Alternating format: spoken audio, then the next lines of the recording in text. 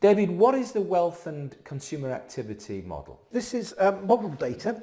There's two dimensions to this. I'll talk a little bit about wealth first of all. It's well known that wealth is highly correlated with a number of different sort of aspects. So for example, your occupation is highly correlated with wealth. Whether you're a professional or not a professional, your social grade is in a similar grouping.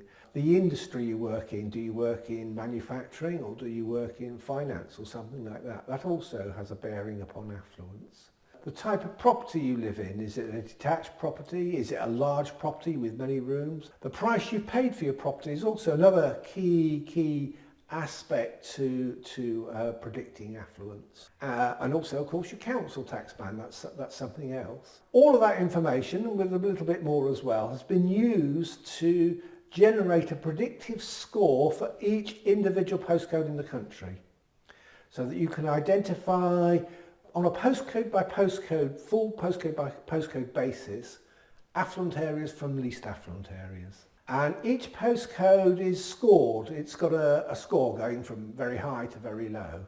That data, by the way, can be used in modelling and all things like that. But to help you in easy ways, I've also put each postcode into a semi-decile. In other words, 20 equal sized bands, 5% of the population in each band. So you go from most affluent through to least affluent. So very simply and quickly, you can identify the 5% of the country that's the most affluent from the 5% of the country that's second most affluent, and so on. Consumer activity is built in well, thinking is much the same, but of course it uses very different data sources. So to get to some sort of notion about consumer activity, I've used data about household composition, how many people live in the household, the age of them, and that sort of thing. I've also used information about housing turnover, how often houses within the area are sold on, to identify areas where consumer activity is likely to be high.